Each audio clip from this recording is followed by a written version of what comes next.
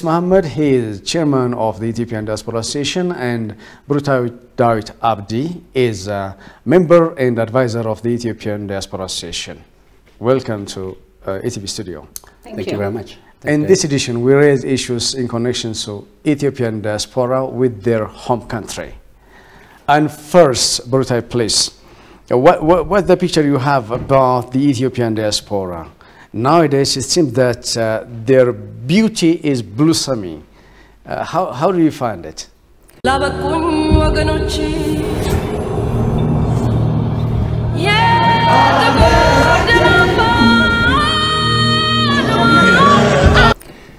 Well, diaspora has always been conscious of their home countries, of their hometowns, but their energetic and enthusiasm, support for their country came about because of the problems we're facing today.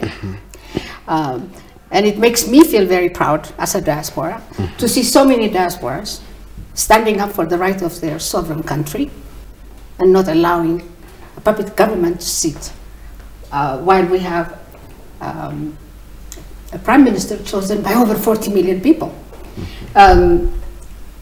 Diaspora has helped financially during this period, and they still are helping financially. But besides that, they are playing an incredibly beautiful, strong, enthusiastic diplomatic role. They're fighting, and they are winning. And I'm so proud. Thank you. I am proud of my brothers and sisters who are diaspora. What we've seen in Washington, D.C., we've never seen anything like that. Over 40,000 people stood up to voice their dislike for fake news, their dislike for being pressured into doing things that normally an Ethiopian wouldn't dare do for his country. So in many ways, they are playing a role more than they have ever done because of the problems I explained earlier. But this is not something that's going to stop tomorrow. I know the problems we have today are going to be over shortly. I have no doubt about that. And then we'll discuss what happens then. What do you expect from the diaspora? How do we participate more fully to the economic development of our country? Right. This is very fantastic. And how do you find their intervention against, their determination against foreign intervention, and in particular with the hashtag No More movement? How did you find their response? Amazing. She kept it, Brookie kept it very well and said it very well. I can't add anything to it. Hash No More tags, it went all over the United States, America, to Canada, UK, and even Djibouti. Recently you've seen it. Now in Kenya and Sudan. So Hash No More has become not only the issue of Ethiopia, it has become the issue of Pan-Africanism. Right, yeah. It has become Pan-Africanism. I mean, our forefathers, they have tried their best to unite Africa. You know, His Imperial Haile Selassie has tried and founded of the OAU, of course, and others, even Colonel Mengistu Haile Mariam is a passionate of Africanism and Pan-Africanism, and so forth and on. Now, I think Pan-Africanism has come back because of Hash No More. And Ethiopian diaspora community at the moment, as Brookie said, we are proud of them. The nation is proud of them. Mom and dad are proud of them. Our leader, our champion, Prime Minister Abichu Abiy is proud of them. That's why he called them. He even put a target, 1 million. It looks impossible to achieve, but it may exceed the number. Diaspora. They've done a lot for this country. There's no question about that, especially now. And if you don't mind, I will tell you, to a certain extent, the amount of money the diaspora has really helped, okay? For the dam, 190 million. For COVID, 283 million for rehabilitation and for the defense force, 600 million.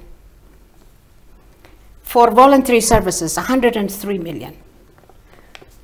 This is not easy money because the diaspora has to work hours and hours. It's not like working in Ethiopia where you work only for maybe 4 hours a day to be really productive. There you have to work your 8 hours or your 8 hours. They work very hard to send this money, and we should be very grateful. You're right. Riz, may you add something about the bridge we mentioned? Burtait mentioned that there are lots of the diaspora community here with their knowledge and all the resources that can contribute for the development of this country, but not managed well. Why that's happening? Well, she said it very well. Have our country, let's stop blaming the government. So let's take the responsibility, all of us, including you, me, the government, and the institution. They have negative mentality toward the diaspora, whether he's a resident here or abroad. True. So that has to be really, really looked at it. So this is a fault of all of us. So we should stop finger pointing. But let me come back the current issue, as she mentioned it. The 1 million diaspora, or the diaspora community who has not come to Ethiopia, for the next 1 year, if they continue sending the money through a proper channel, through the bank, the remittance will be double figure, just like our economy that we've done in the past. Yes, we'll get back to it. Okay. I want your answer. Okay. Why it was not able to be managed? Why I'm insisting you? Or because identified. You are, yes, chairman of the Ethiopian Diaspora Association. You know the gaps, you know the problems, and you know what solutions can be. We've been, okay, to be honest, this is the fault of the government. But we cannot blame the government at this time. I cannot, under any circumstances, like to criticize my government at this time. My government is wounded, outside, inside. So I would not like to criticize my wounded government. The time will come. The time will come where I can tight on my government and say I can challenge you. At the moment, I would like to stand with my government. Thank you. So let me go Let's back get back to that point. Let me go back to that. Okay. I'm not trying to cover up. Oh, all right. But there will be time. We do, at the moment, the diaspora community, including me and Burtait and the resident diaspora, it is time to show solidarity. The time will come where we can challenge our government fairly, squarely, why you haven't used that so far. What was the reason for you to be afraid of us? Why you haven't given us opportunity? We've been shouting. I can give you an easy example. I have been shouting, and you know that. The whole media know that. Burtait also, she's been encouraging me for a representation of the diaspora in the parliament. We don't have to. Just saying that. I have been shouting, a minister in Ghana, in Nigeria, in Sudan, in Egypt, in India, Sri Lanka. The diaspora is managed by the minister office. They do have a minister. We used to have just one director general. Thanks to the government, we have an agency. It's been tested, it's been tried. We are still trying it. It's okay, it's success. But the time now is to stand solidarity with our government. When we finish our problems, when we bury our enemy, this junta, then we can come back to our government and we can. But this warring situation, the war in the north part of Ethiopia, has ravaged almost part of the country. Schools are distracted, health centers, hospitals, all public and private institutions damaged. This tells you that lots of resources are needed now, lots of money are needed.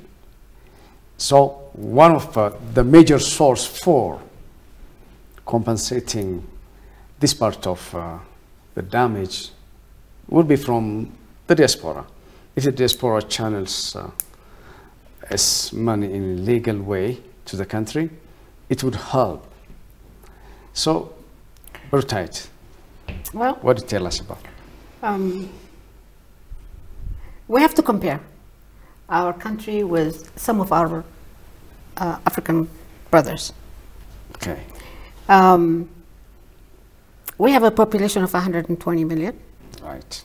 We have a diaspora of 5 million. 5 million. 5 million.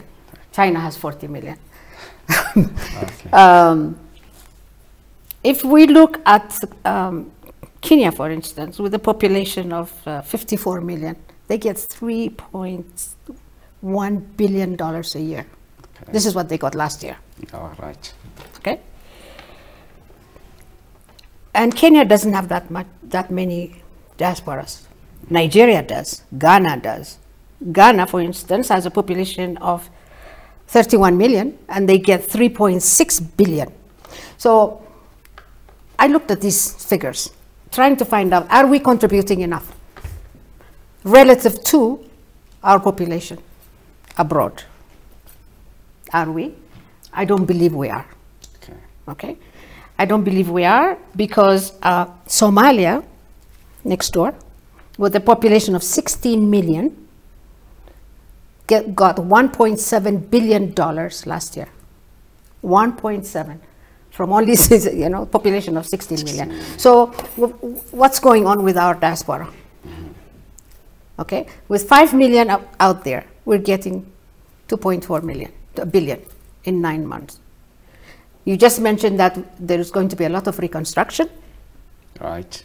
There's going to be a lot of work that is waiting to be done. The question is, with what money?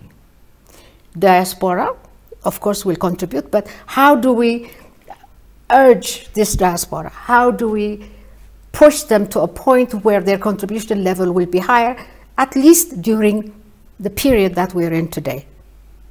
Okay, so for me, $3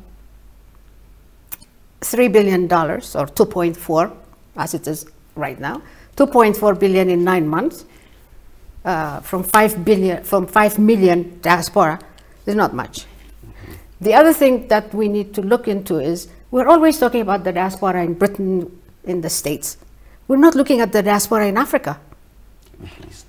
There are 600,000 diaspora in Africa, Ethiopian diaspora. But I've never heard the media or anybody else talking about Ethiopian diaspora in Africa. And if you really take a good look at what they do, they're doing extremely well to make money and come to Ethiopia. Nobody wants to stay there, because I don't care how many years you live there, you're always a second-class citizen. But the minute you come across the Atlantic, you become first-class citizen. Every diaspora knows this. So if we can have a diaspora in the diaspora agency, the government agency, I think it will be extremely helpful to the person who's running the show, okay, as a consultant, as an advisor, I don't care, you can give any title to that person, but that person can have a lot of input into that office. Fine. Idris, tell me about your short-term plans for the 1 million diaspora that are expected to come here. I agree with her in the agency. I mean, the agency must this time put somebody from the diaspora community as a voluntary work or as advisor. Never mind, we have a consortium, which is a member of associations. We do work very closely with the agency, but that's not enough. On a daily basis, there should be somebody, a diaspora representative in the agency, a diaspora, well experienced, has a knowledge about the diaspora, whether he's from America, Canada, or from Africa. Not one, but a couple of them, working as a voluntary within that office. So whenever the diaspora issue comes, must not served with an experienced, well-mannered, civil servant. The government has, citizen diplomacy to all the embassies at the moment. That means whether the embassy is in Washington, D.C., or America, or Canada, Australia, New Zealand, or in Djibouti, that the embassy must work very closely with the Ethiopian community. Finger pointing, blaming has to be stopped. Our embassies are doing their work, yet to be seen. Bear in mind, Brooktight, this is just a young government. 3 years, 2 years and more. No. Don't misunderstand me. This has been going on for years. Yes, I'm not talking absolutely. about yesterday. It can change. This has been going on as long as I can remember. I agree with you. I've suffered with it. I have been very vocal about this. Yes. I have done an hour interview with different people on this issue. You told us about the entire history of our embassies there. Absolutely. Embassy there, not about the past 3 years. No. It's been going on for the last 30 years. But, yes, we have a young government. No, I'm not trying to... You start. I mean, you know, you can crawl before you can walk, right? I agree with you. Okay. Right. So, we're in the crawling stage. That is when we have to do it right. I agree with you. For the last 30 years, the embassies has been an army fort where you can be handpicked and selected only for the few. None of Ethiopian diaspora, whether he's in America or Canada or London or Paris or New York or Italy, they do not have an access to the embassies. Only the one in the Middle East, they used to have 100% access to the embassies. So, No, not really. Let's say, for crying out loud. So, but now the government has clear message to the ambassadors. Work very closely with Ethiopian community. So that community, as she said, it's an asset. Now, going back to the 1 million diaspora, they're coming. Let us use them, not abuse them. I do not want the 1 million diaspora who's coming home to be abused by the hotel industry, by the restaurant, by the taxi firms, by the government office, by the bureaucrat. If you abuse them, this is the testing ground. The solidarity that they have shown where they were back home, the Prime Minister called them because of they have shown the solidarity. Why he did it at this time? He's a visionary guy. He's as solid as a rock. We like him. Everybody likes him. Because he loves his country. Simple. I don't love him. I don't respect him because he's Abiy. I don't know him. I've never met him. He's my leader. So this is it. We follow a very disciplined principle where we are in UK and America about selecting the government. Wait a minute. What about the people of Ethiopia who went out, stood 16, 17 hours to vote and selected the government of prosperity? The leadership is Dr. Abiy. He has been elected by 40 million. Can we respect and follow him, for crying out loud? He has 5 years, 4 years to prove. You have a chance to punish him after 4 and 5 years.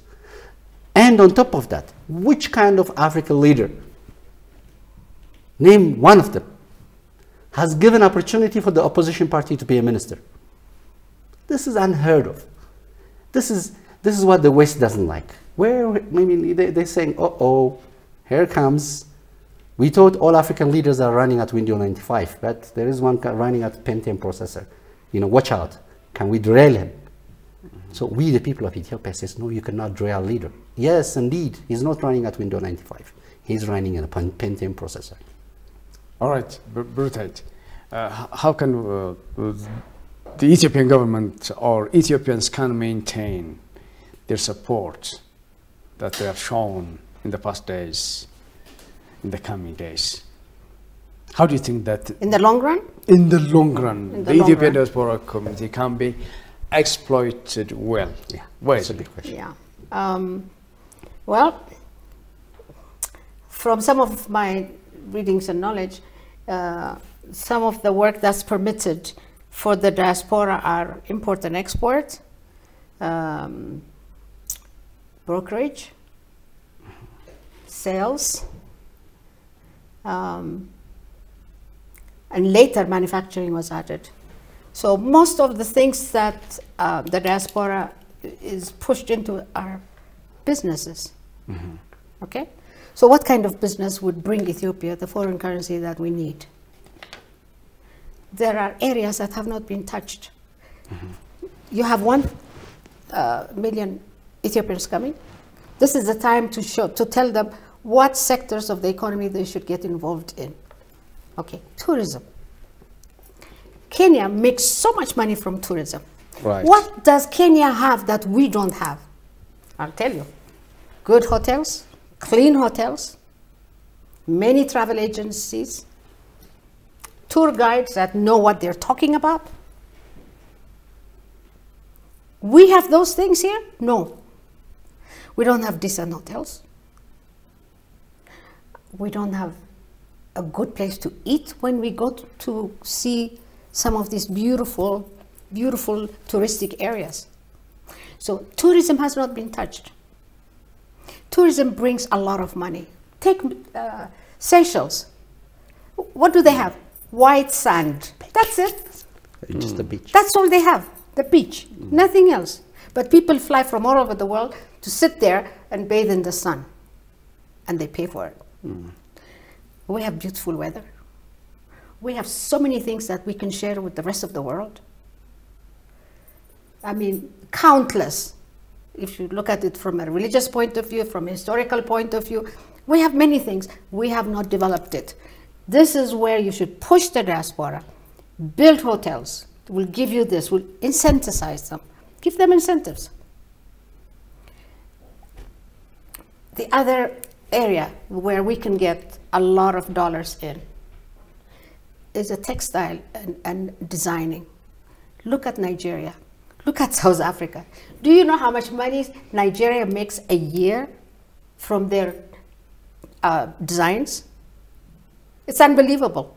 Here, there isn't, and I did a 1-hour show on this too, there isn't one store you can go to and buy a dress made by an Ethiopian, couture, okay?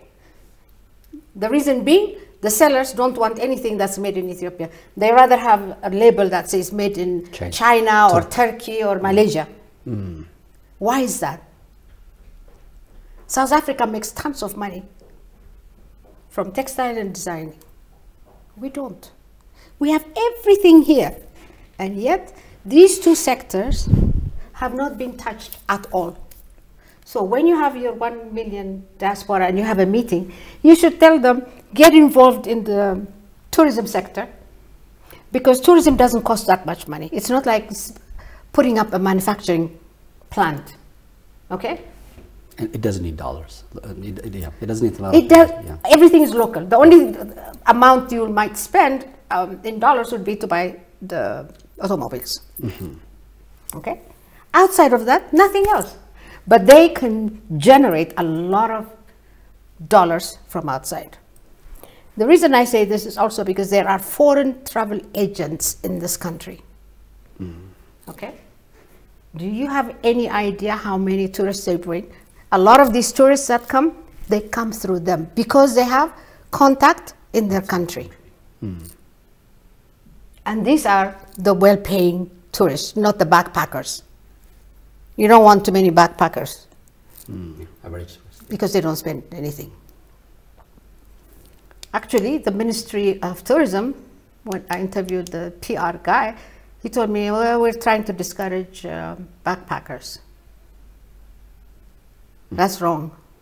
Yeah. Let them come. Let them come. Why not? Because they can relate their whatever they've seen to other people who might be interested to follow in their footpath. I don't know. There are other sectors. What we want is to make sure the diaspora's contribution to the development of the Ethiopian economy continues at a rapid and greater rate. That's my wish for my country. Okay? So after this mess we're in is over, are they going to come up with all this money that I mentioned earlier? No. They're not. Yeah. We have to be realistic. But we can ask if the money they have already spent, if they convert that into a remittance, then it can be done.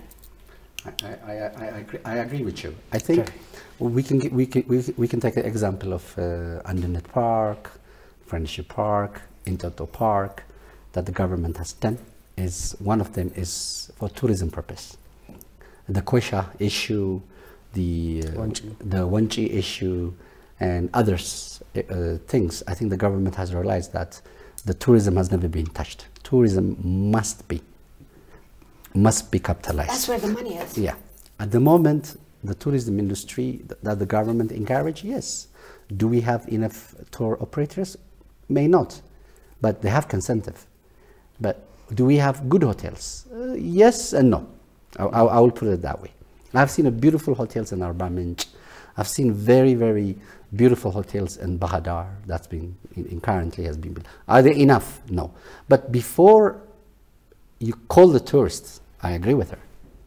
The infrastructures, the availability, the hotel, and a beautiful park like Andanet Park, like Friendship Parks, in Toto Parks. You need to tell them, look, before you call the guest, you have to prepare the food. You cannot call the guest and say, let's do barbecue. Only in America, you know, when they call you for a barbecue, when you go there, you think you just sit there in the garden and you're going to eat the barbecue. No, no, no, no. Let's marinate. That's what they do. And we British, we don't like that. We want, I mean, if somebody called me for dinner, I'm going to eat there. I'm not going to marinate. I'm not going to wait for the fire to start, you know. So this is the typical Americans. But at the moment, before we call, the tourists into Ethiopia, the government is in the right path. There is, I believe that the tourism ministers now has been restructured. I think. I'm pretty sure it has been restructured. So that is the purpose of the government has realized that. Manufacturing, let's continue. Industrial park, let's continue. Export of gold and silver. You know what? Let me add on the apart from that. What about natural resource? Are we using our natural resource from your information? I don't think so. Are we exporting enough gold? Are we exporting enough minerals?